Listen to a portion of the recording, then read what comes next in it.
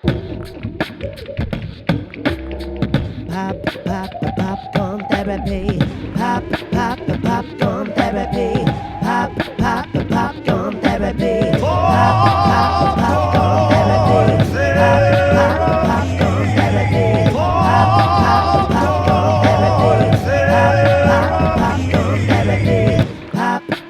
Popcorn therapy. Popcorn therapy. Welcome to Popcorn Therapy. This is episode 9, and I'm James Pillion. And I'm Kane Senes. It sounds like we're dancing into this one. Dude, we're dancing in, man. Why are we dancing, James? Dude, I just danced you in because we just had one hell of an interview with Destin Daniel Cretton. That's right. Director of I'm Not a Hipster, Short Term 12, Just Mercy. Just Mercy, The Glass Castle. Glass Castle before that. And the upcoming Shang-Chi and the Legend of the Ten Rings. Woof, woof, woof. A friend of mine grips on it, actually. Oh, that's right. You were And telling me. he's been telling me all kinds of experiences. But yes, obviously on hiatus. Yep. Well, on quarantine. I don't know what we're calling it. On hiatus. Yeah. And Shooting in Australia. I just want to say right off the bat, he's one of my favorite modern directors. Just like someone who has a real voice and it carries through from film to film. And after this conversation, which you're going to be hearing very soon, it's very clear why. Yeah. This is like someone that doesn't fuck around. And I think for anyone that isn't necessarily that in the film biz, it gives you a very clear indication of what a storyteller's journey looks like when you're lucky enough to move from project to project. And what they're going through. And and also what a director goes, what a filmmaker, because he writes and directs. Mm-hmm. I think all of his films up to this point. Yep. Do you know if they let him write Marvel? I Shang-Chi? don't know about that actually. I think he might have. He might. We should definitely check that up. May very well get a writing credit. Put it on in that. the show notes. Yeah. But he's a very personal filmmaker, and I don't think that was as clear to me. I mean, obviously I knew Short Term 12 was such a personal film, but I haven't seen Glass Castle. Yeah, which and I haven't only seen watched Just this Mercy. week, and it just knocked me for 6. I'm really excited to see Just Mercy, which was in the theaters, but it is coming out next month for all you Down Under folk. Yeah. April something, 22nd or something. So let's all watch it together. Point being, until I rewatched I'm Not a Hipster this morning before the interview, I didn't kind of realize how personal a filmmaker he really is. And when you listen to him, it makes a lot of sense because he wanted to come on the show. Mm-hmm. You reached out to him and said, "Hey, we know you're in Australia." And because essentially I didn't even realize he was. I didn't know he was attached to direct. He is directing the new Marvel movie. And I only saw it from, I think, a Variety or a Hollywood Reporter breaking news in my inbox. And just that he had tested negative for coronavirus. But right. he was in self-isolation. because there were some people on the crew that had it. That's right. So everything is sort of on hiatus, like the whole world right now. Yeah. And so, reached out to him and he wrote back. Dude, I wasn't expecting it and it just means so much.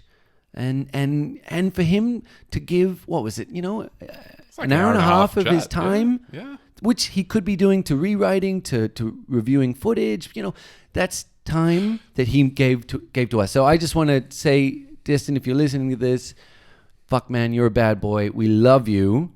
And we hope to fucking do some more chatting in the future. It's just so lovely to have a chat like that where it doesn't feel like you're freaking going through someone's representative. It was just him kicking back on his couch, us kicking back. Yep. No representation. And that's what we want to keep going on this thing. It's just a real. If someone wants to come on the show, and hopefully this is the first of many guests. Yep. They're people that are down to just kick it and get real and open up. And he says a really lovely thing, which I won't spoil, but just a really lovely thing, just about that and about how important it is to be able to open up, and how the strongest of those are really the ones that open up. I'm very excited for you. And I just want to say how awesome, how fucking cool is it, Kane? We got Destin Daniel Cretton on the show as our first guest because he is the Yeah. definition of popcorn therapy. Yeah. He is someone that you can, there's these beautiful actors to watch, the Brie Larsons, the Michael B. Jordans, these, the creme de la creme of our generation of storytellers. And he's working with them and giving them the kind of stories that are full of like life-affirming goodness. There's something about Destin's films which feel they just cut to your heart, Yep. whether you want to go there or not. And I found myself at 11 a.m.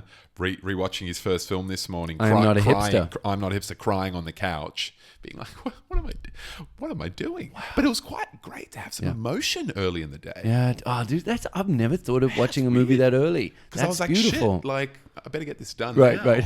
Then I realized I'd seen it, but it was a great rewatch. Have a great time listening to us with the one and only Destin Daniel Cretton. Kane, you want to say anything? Just have mercy on our souls. That's a little too dark. It's not that bad. We're all okay. We're going to get through this. All right, guys, we've lost our mind. All right. So it's time to say goodbye. And chat to Destin. Here we go. Have a good time.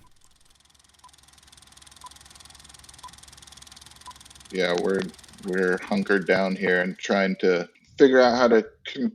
We're getting kind of all the technology in order so I can keep editing the movie that we're shooting right now from home. I can't even begin to imagine how on such a big production, how the gears grind to a halt. I mean, the show must go on in some way, I suppose.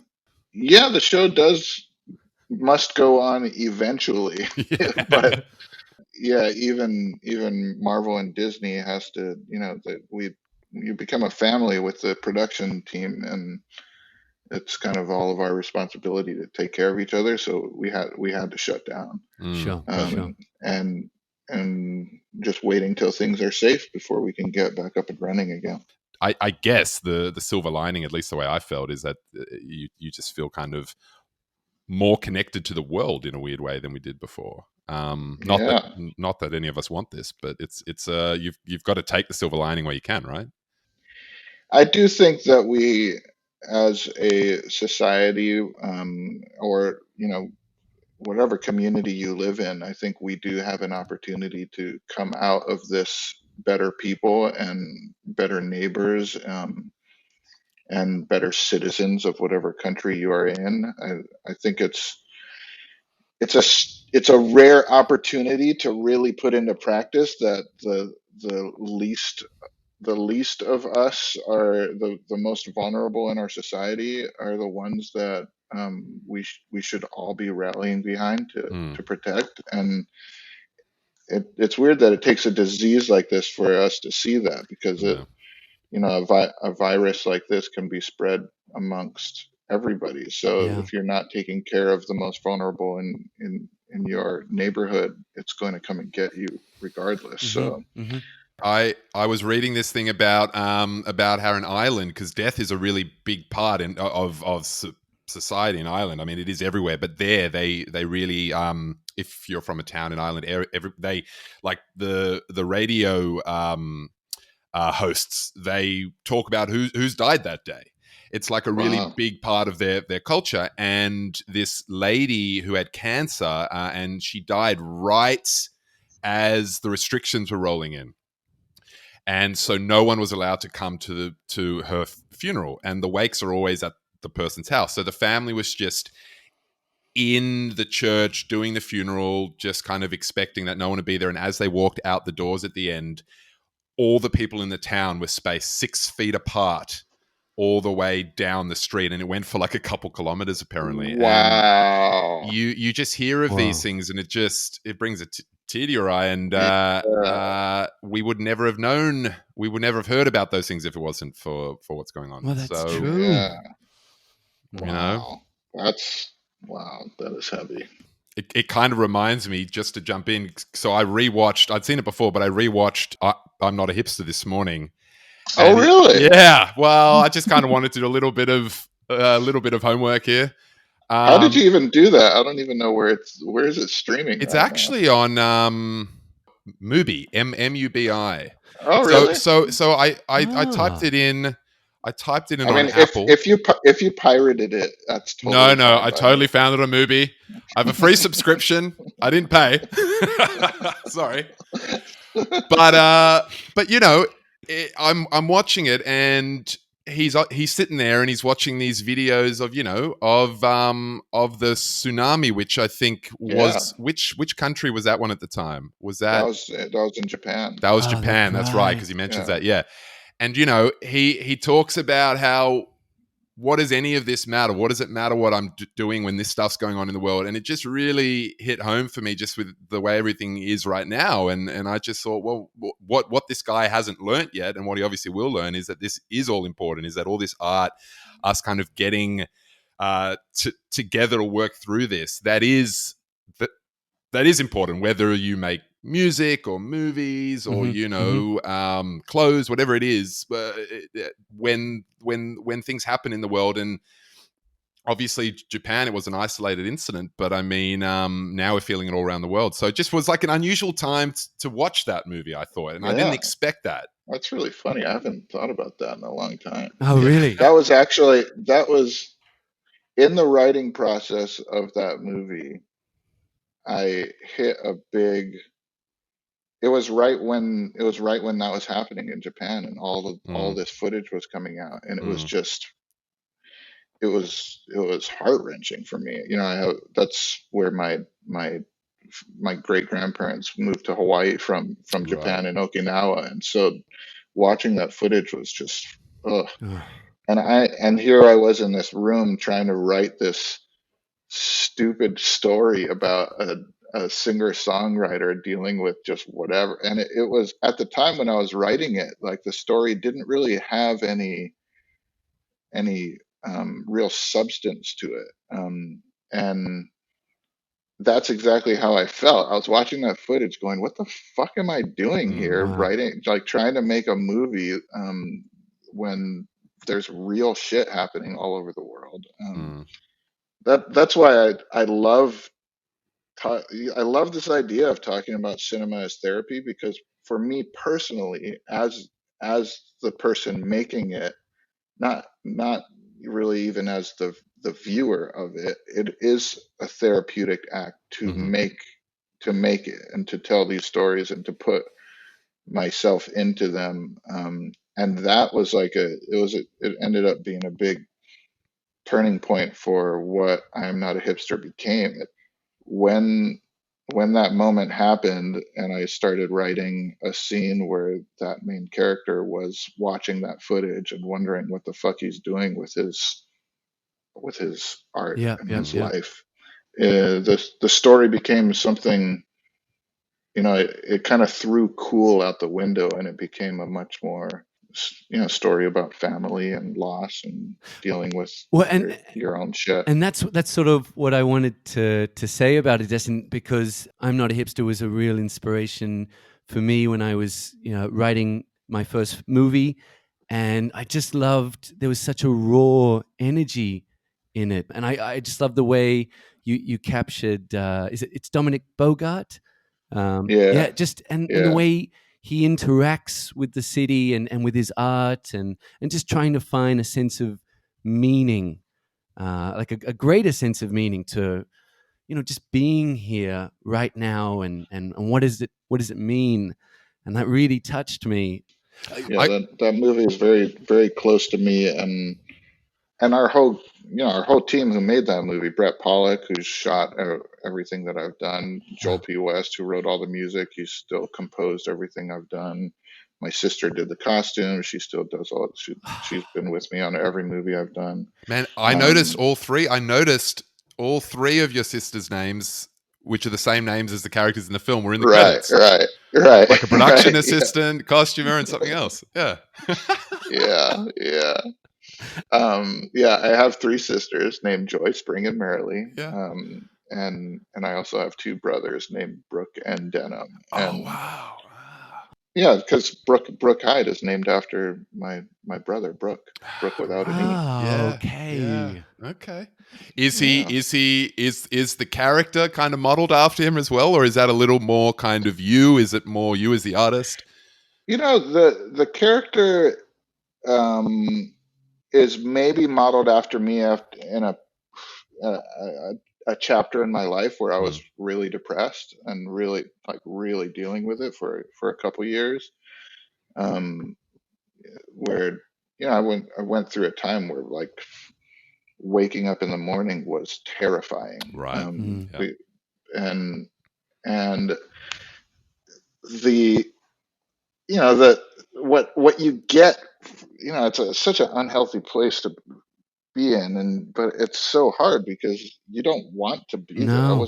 I wanted to do anything to get out of that headspace, Mm. but circumstances and the loss that I had gone through it just was so hard to get out of. And typically the way people respond to somebody who's in that state is, God, what's wrong with them? They're a fucking asshole. Mm. Um, and I've done that to people before too. I've like, geez, like I'm like trying to say hi, and this guy's just being a dick.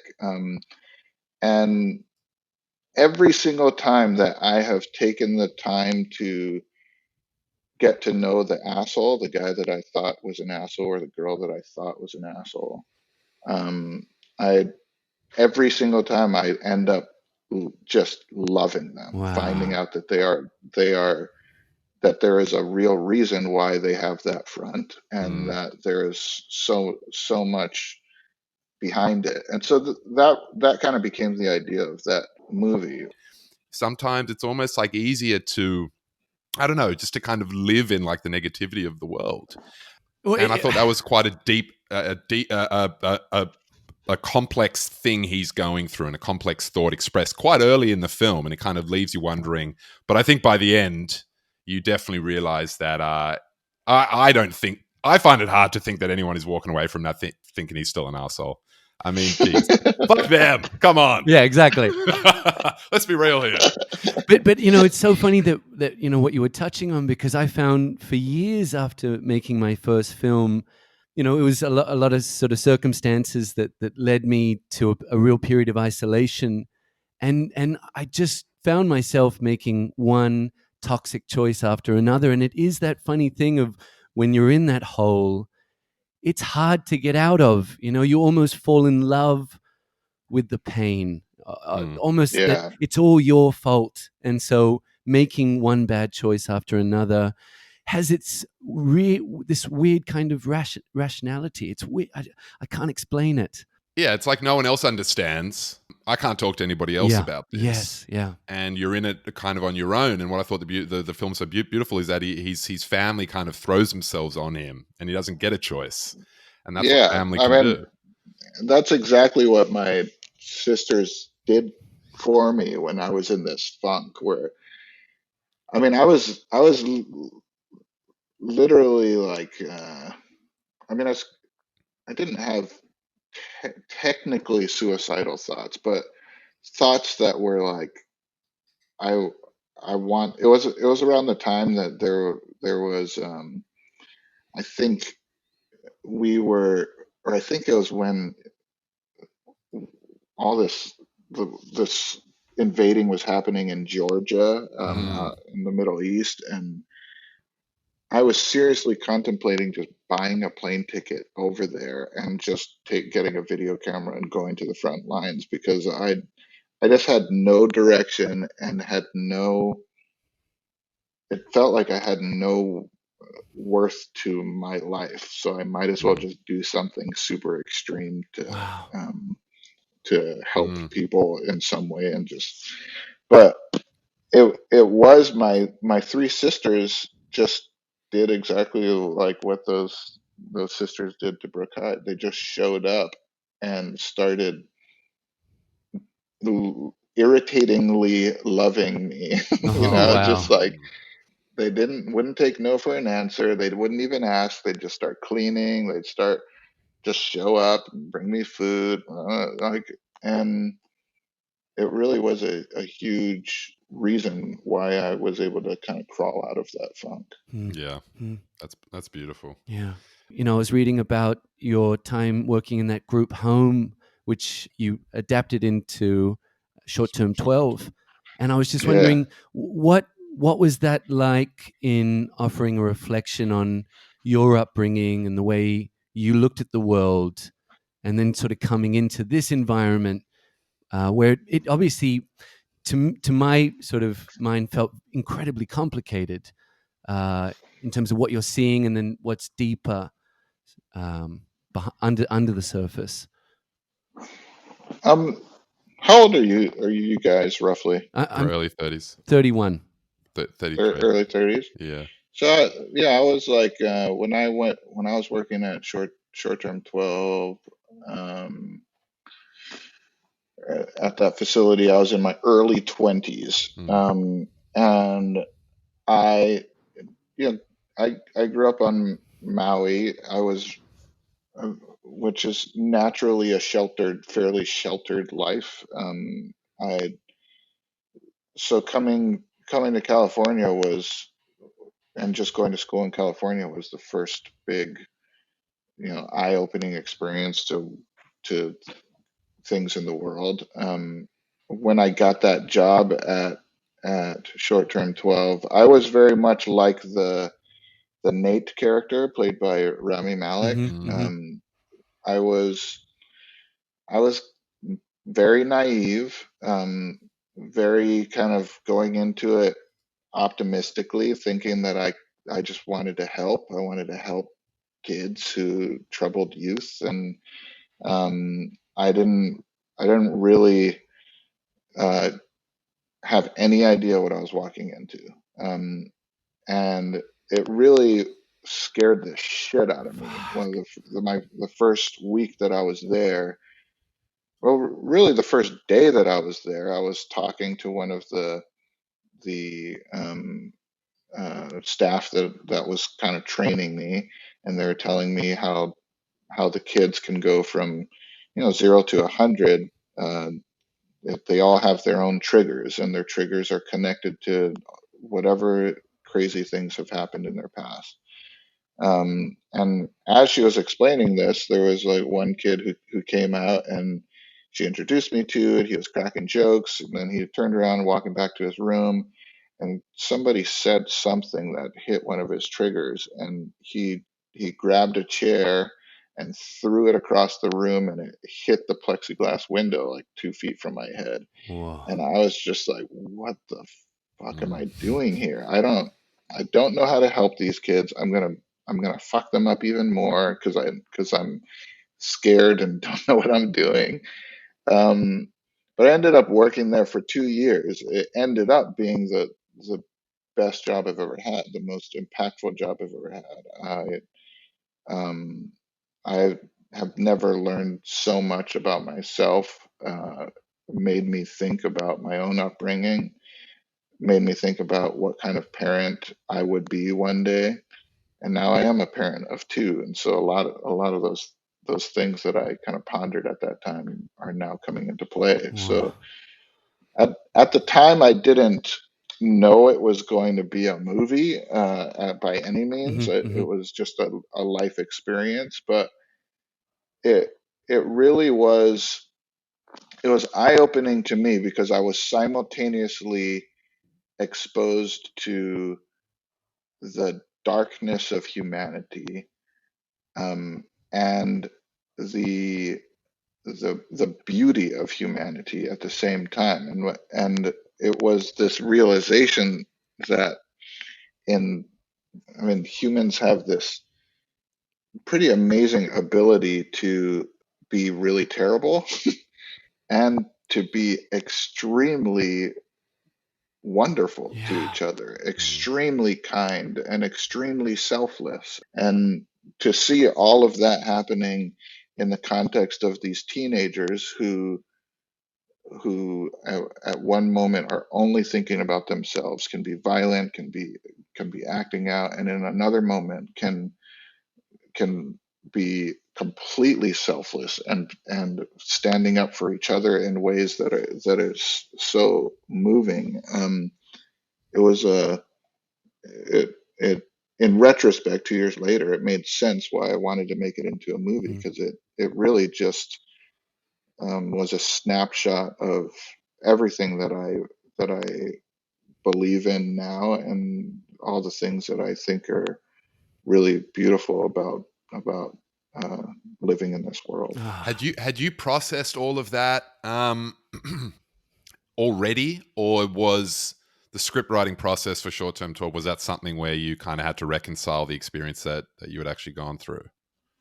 Yeah, I mean, writing a script is always a way for me to process life. Even though Short Term 12 was written about a real life experience and place that I went to, was based on a lot of real experiences. It is a completely fictional movie. And Right. I was going through my diaries that I was writing while I was working there. Um, but going through the facts of things that you've just jotted down, of experiences that you had, is one way of processing. Then there's a whole nother layer of processing if you take all that information and string it into a story that makes sense to you, with themes that make sense to you, with characters who are are going through things that you're going through right now, or are going through things that you have gone through. And to me, that's the beautiful thing about storytelling, is you can process through things through a character, that in a way that it is, at least for me, difficult to do in real life. Yeah, sure. You can watch a character like really hit rock bottom with all the shit that they're just not dealing Yeah, with. yep. But then you can also watch them deal with it, and you can watch them, find that glimmer of hope, and come out the other side by the end. And to me, that's where the therapeutic part comes from. I was Um, just going to say, Destin, Kane and I, we actually haven't discussed it in that much depth on the show, but the art of screenwriting, of putting a story together, particularly one, actually I think any screenplay, it is a therapy. It's a therapeutic act. And I was just thinking about Totally. my first movie, which was about the breakup of the love of my life at that time, and it was a really great way to approach some kind of catharsis, to have yeah, some semblance of, I can forgive myself for the choices I made, and move on in some meaningful way. I mean, Yeah. expression is like that's step number one of therapy, right? You have to voice the thing that you're going through, and it's just the fact of expressing and talking about your shit is Mm. it it does it's amazing what Mm, it can do, the weight that's lifted off of you. I yeah. mean, that's why some of the best, so a lot of the best art that's out there, it revolves around breakups and loss, and Just truth. because your I don't know, your feelings are so heightened, and it's your art at that point to yourself. Like, it's not you're not creating for any other reason except that it is necessary, Yeah. or you're going to lose your mind, and so you have to pump this thing out. And there's always something extra truthful about it, I think. Yeah. Do you ever sometimes kind of, I don't know, like feel like, oh, no one's going to want to know about this. Like, this is something that's just too personal to me. And it's kind of like, I think the idea why people hold back from therapy is because they think, or they convince themselves in their head, that this thing they're carrying around with them is of no interest to anyone else. And it's only going to Right, expose them, and it's going to make them seem less than, as opposed to right. just kind of sharing and being like, look, if one other person in the world feels what I feel, then this was worth it. And obviously, it's a lot more than one. Yeah, So you've got to be willing to make something for yourself in a Yeah. way. I don't know if you tell your investor that, but it's for yourself, and that's the way that that film will find its audience, because it's come from an authentic place. I Um, 100% agree. I mean, ego and narcissism, to me, is the greatest form of weakness. And to me, the strongest people are the ones who are open and vulnerable about mm, all their shit, all their insecurities, and mhm. they don't try to be, they're not worried about being cool. this is who I am, and that's some of the most exciting art is when I can see the insecurities in the artist, like just plastered across a canvas Wow. or written into their characters. Because I don't know, that to me, the most powerful thing about cinema is and it happened to me countless times as a kid, growing up on Maui, when I would watch a movie and there'd be a character who is dealing with, you know, like uh, Elliot and E.T. dealing with Mm. like divorce, or parents who are who are fighting with each other, or it it made me feel like I'm not alone in the world, because I thought I literally would have the thought, if they made them, if somebody wrote a character and went through the trouble of putting it in this movie, there must be a lot of other people dealing with that same thing out Totally. there somewhere in the Yeah. world. And Yeah. for me, growing up on an island where it's very easy to feel like you're the only person going through something, it was really cathartic to have movies telling me that other people are going through those things too. And Yeah. you know that's sort of the backbone of this show of just realizing just how much one movie can speak to so many people, but even just that singular character of just helping them realize I'm not alone.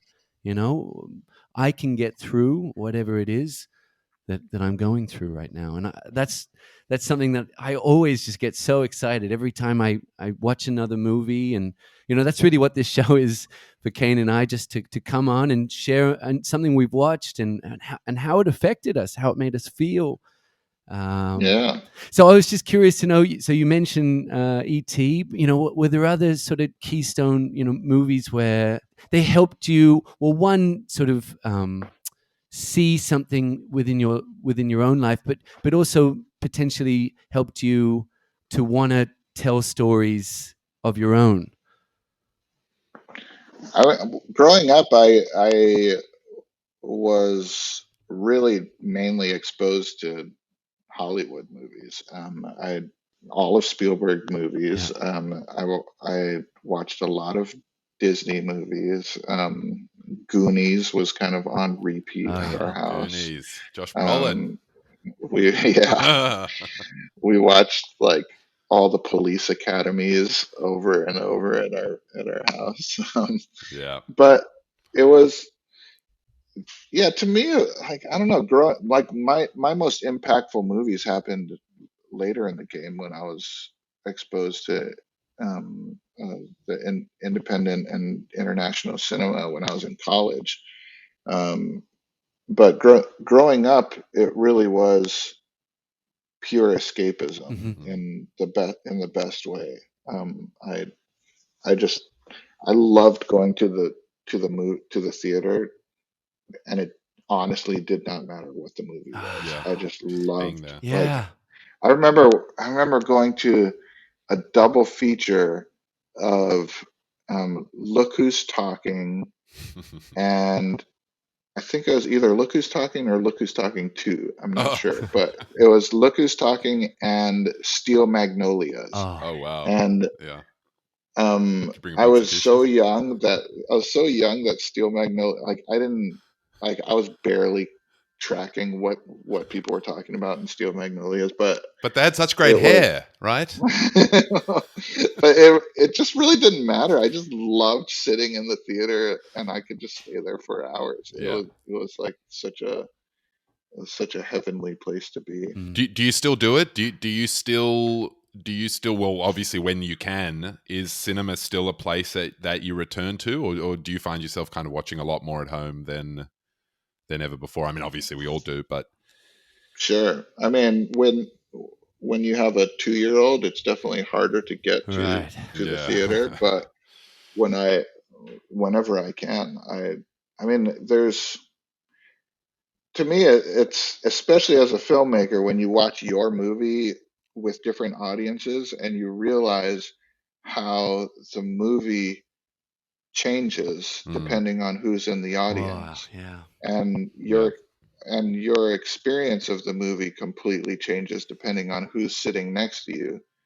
I I still like I still remember watching Hot Fuzz in a theater that I was sitting next to two strangers who I had never met before, who were laughing so fucking hard, and by the end of it, I felt like we were best friends. But it just like it made that movie so much more Yeah. enjoyable. Yeah. Totally. It it and I've also had, the opposite effect, and it's just, to me, that's the power of cinema, is watching you know it's not just going and seeing it on a big screen with great sound. It's the literal transformative interaction between an audience and the thing that was created for them, and the fact that the audience can actually change the viewing experience for everyone in that theater is what makes it really exciting. It's pretty hard to get that at home, isn't it? Do you constantly watch stuff while you're working on something, or are you very much just kind of like plugged into what you're working on? I try to watch things when I can, Yeah. but I'm typically too busy to sit down and really get into something. Yeah. Yeah. Yeah. But right now, I've been watching on Disney Plus. I've been watching the Imagineering documentary about the guy, all the team of people who Walt Disney hired to basically create Disneyland and Disney Oh, World and wow. all of Oh it. my It's like God. it's really cool, That's very fucking super awesome. inspiring. Do Yeah. Disney make you sit down and watch that when you work with them? Is it like, if you're going to get this job, you No. better sit down and watch How We Came to Be? It's no, they definitely didn't. I didn't realize, like, you think of Disneyland, you think of, I mean, I love Disneyland, but I've when you watch this documentary, you realize how punk rock these guys were. Like, Whoa. they were, Cool. like, what they were doing was, everyone was telling them that Disneyland was going to flop. Like, everyone was against them. They all, and the things that they were doing, no one had ever done before at the time. Now it's like what every amusement park you see, like those mechanical things, but Disneyland pioneered this entire new experience it's so fascinating. So they weren't Um, Wow. big time at the time that they started the park. Like, it wasn't something that was like a sure thing. Oh, not at all. No. Wow. I mean, Disney wasn't huge then. According to this documentary, if Disneyland, the first park, flopped, which everyone thought it was going to, Disney itself would have flopped, Oh and we shit. probably wouldn't even be talking about it. Wow. Whoa. Yeah. Well, that's cool. That's very cool. That's going to the top of my list. So thank you, Destin. James has this uncanny. He's just able to get through things. Like, I'll recommend something, and like he'll come back and be like, yeah, I watched that thing. It was great. And I've got like a never ending list of things people have told me. I just never. Yeah, go you out. don't want to see his list, Destin. It's terrifying. Yeah. I just tend to go my own way. I'm like, that's cool. I got to watch that, but I'm just kind of watching this like John Cassavetes film from like the 70s that no one Nice. bloody Ah, yeah. he's a hero. I was actually going to ask you if you've ever gone through his stuff, because talk about a truth teller and someone who kind of puts therapy on the screen. I mean, that's basically what that guy kind of made a career out of. Yeah, I know. I wish it's so true that each filmmaker has their own voice, because somebody like Cassavetes, I've set out to try to make like my Cassavetes movie Yeah. before, and it just, like, I just can't be that free. My brain just doesn't allow me to be that loose and free. No, But but for me to draw the comparison, I mean, it reminded me from like I rewatched. I'm not a hipster, and I thought of him. So there's that's something in there. nice. There's something in there. Yeah, I mean, maybe there's a piece of. Have you ever read this book? Yes. Cassavetes on No. Cassavetes by Ray Carney. So there was a whole series of like there's Scorsese on Scorsese, De Palma on De Palma. It's all from his words. It's one of the most amazing things on filmmaking I've ever read. I mean, wow. I still can't get over the fact that him and his wife Gina Rowlands they had such a tempestuous relationship, which he cultivated on and off like the set. When the camera wasn't rolling as well, just so he could keep capturing the greatest truth. And I mean, it's a little scary. It feels a little tough in the Sociopathic? 2020 age, but it is what you do see on the screen at times. It's phenomenal. It's really hard hitting. So yeah, it's a tricky question. It kind of reminds you of Shia LaBeouf a little bit. What we've seen now with Honey Boy, his film where he plays his dad, but he didn't want to make up with his father because he could still call his father, get amped up, and go onto the set. And it was fueling him, and his father was never really part of his. So for him to make up with the guy, he's kind of said, well, then he really would have given me nothing. Like he was a shit dad, and then he wouldn't even be helping me in my acting either. So what's the use in making up with the guy? I was just like, wow, he's a hardcore artist, man. If that's the way that he thinks of his relationships, But that's true. I mean, it's real, right? We've got to use whatever we can. Whatever you can, whatever you got. Claw that peanut butter out of the jar. That is the truth, right? Just squeeze it out somehow, and that's obviously worked for him. I don't know. I feel like the idea of truth in cinema is like non-existent. No matter what you do, Right. it's all just like who tells the best lie, the most believable lie. Wow. That's a good way. There isn't. I mean, no matter what you're doing, even if you're doing like a documentary, you have a camera in front of somebody, it's not truth anymore. But you can find life truths out of it, I think it's all orchestration. For me personally, this is how I mentally survive in this crazy industry that can, say you're the shit one day and judge you the next, that can give you a job one day and tell you you'll never work again the next day. I've learned to have to be very clear with myself as to what I'm doing here and what I, where I find my self-worth. And I do it through being grateful to tell another story and grateful to put a team together of people who I would love to work on something with, regardless of whether any of us are getting paid for it. And I take a lot of pride in over the course of making a movie, having that experience not only be something that's fulfilling to us artistically, but also fulfilling to all of us as people. And that means like no crazy weird tactics to get an actor to do shit, no manipulation, it's just come to work, figure out what we're going to do, and find a safe place to create. There even super emotional, crazy scenes that we're getting into, like a lot of those scenes in Short Term 12, there's like, it was intensity followed by laughter. It was as soon as we'd say cut, it was back to family time. It wasn't like this tortured artist scenario that that's very beautiful tapping into. Well, let's just leave that for the actors, right?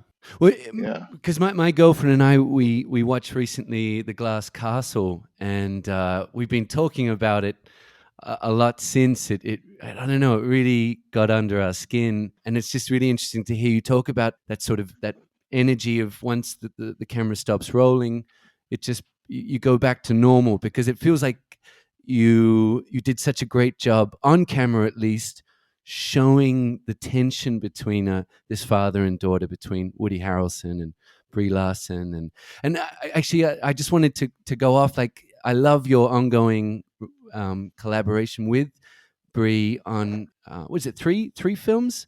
Short, yeah, three Three films films. now. What does it feel like to work with someone on multiple projects that are very different in nature, at least to me, Yeah, thematically? Bree has become a. I mean, she's a an artistic collaborator, but she's also become a friend and um, someone that if the role is right, I would work with over and over and over if Wow. I could. Um, and she's also somebody who really helps to cultivate an environment on set that we can all be proud of, an environment that encourages new actors coming in to be open and free and vulnerable with each other. I mean, the Glass Castle was the definition of therapy through making a movie Oh, for everybody involved. Like there was there was so much there was so much expression to each other of our own childhood upbringing, our own relationships with our parents. I think, uh, I mean, Woody Harrelson and Brie have they actually worked together. They played father and daughter in a movie. It's that where he played a cop in L.A. uh, oh, Rampart. Rampart. Oh, Oh, Rampart. Rampart. Yes, seen whoa, Rampart. whoa, whoa. Yes. Oh, yeah, Brie that's Brie. Brie Wow. Larson, yeah, Wow. Brie Larson played it, and she's great in it. But they've been friends ever since, and um, so they had a long history and a very close relationship already. So to watch them kind of digest Jeanette Wall's story uh, and and tap into their Jeanette's parents, like Rex and Naomi Watts did the same thing Yeah. with Rosemary. But what was so fascinating to me was watching them play these characters who were part of Jeanette's real life. Hmm. But they weren't. Woody wasn't just doing an impersonation of Rex Walls. Naomi Watts wasn't doing an impersonation of Rosemary.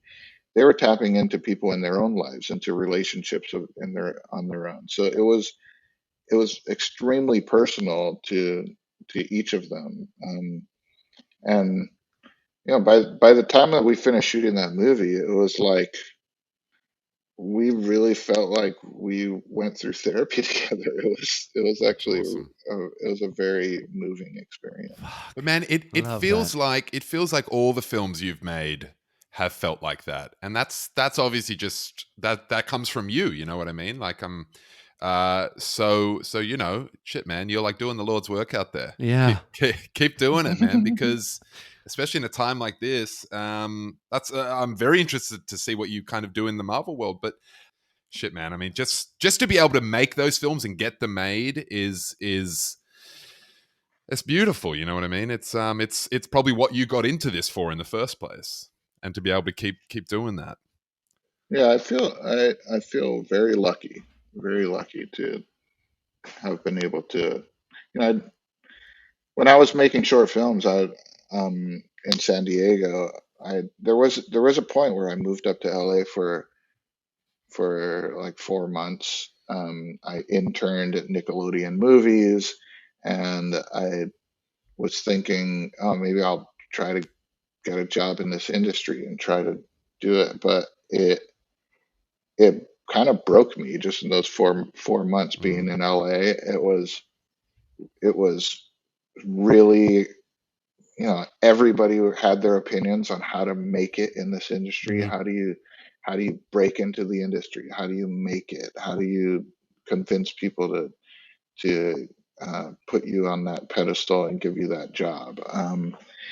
And it was like it grossed me out. I don't know. It just made me feel like constant butterflies. I was always uncomfortable. I wasn't myself, and that's no place to be in when you're trying to write something. You No. know, Mm. it's and so I moved back to San Diego and decided, it's not for me. The industry is not for me. And so I stopped trying to make it. I stopped trying to compute what I was doing and angle it in a way that would potentially, get me noticed or get me an agent. Like all that shit just scared me. So I stopped and I told myself I'm going to be happy making short films for the rest of my life that make no money. That's going to be my dedicated hobby for the rest of my life. So I would save up my money, and every summer I would try to do a short film. And that eventually snowballed into where I am now, and I feel super lucky. I really do. That somehow I'm able to tell these stories that I 100% would do for free. Oh, I love that. But I'm able to actually make a living at it. I think it's a beacon. I think it's a beacon for a lot of other filmmakers who feel like they have to compromise or they have to play the game, that kind of industry game that you're talking about. They have to what's selling now. You know what I mean? But to be able to still tell personal stories, I think is. I just hope that always continues. You know. Yeah, I mean, what I always tell my my film students is that you don't have to tell the types of stories that I tell. These are the stories that like, but don't make anything as a means to try to break into an industry. Yeah. If you're really into horror movies, just make those movies and make them like you can do it right now on your own and be completely content making those movies and showing them to your friends or whatever festivals you can play at, but don't think of it as something that you label yourself a failure if you're not making money at it, because I think that's bullshit. I think like nobody goes surfing and considers themselves a failure if they don't go pro, if they don't don't get a paycheck from it. You happily surf for the rest of your life. And the same can be said about filmmaking, because it doesn't require a ton of money in order to do. It could easily be your hobby for the rest of your life that you're happily doing. And it just bums me out when people get so into like trying to make it that they give themselves whatever 6, 7, 10 years, and when they don't make it, they get really depressed and feel like they're a failure. And I'm like, well, you're not. You're still doing what you love, and just keep doing it. Well, just being able to make things. It's like saying you paint a picture. Okay, well, if the picture is hanging in the MoMA or if it's in your apartment, it doesn't matter. It's still a painting that you've made. You still expressed yourself. It still helped you through a time. And maybe you paint enough, and maybe you decide to do a show one day, and then your friends come down. Like it's got to be for that reason. And I mean, I know from myself, I've made my first 2 films and I've gone, but this film was supposed to lead to something, and I've fallen into that depression, and it's taken me a while to come out of it and just realize, man, I just want to write something that I want to write again. And so, and writing can kind of rescue you out of that, because in a way you think you're never going to make it. You're just writing this thing, and then it's finished, and then you start to go, okay, who's going to produce it? And so then you've just got to remind yourself to quiet those same voices again that were kind of lurking. And obviously it's got to do with therapy and working on yourself and everything. I mean, it's not, it's not just the films, it doesn't matter what you do. And it doesn't matter. It doesn't matter where you are in your career. Those exact thoughts are going to come back. That's what I keep hearing. After every movie, I say, what the fuck am I doing, and how am I ever going to get another movie made? And do I even want to get another movie made? It's just the same self-doubts come in no matter where you are. That's both reassuring and terrifying. But we've always got therapy to work through that. Because that's the quest of self, right? I mean, if you've got nothing to work on, then what's the point of living? Then what's the point? Yeah.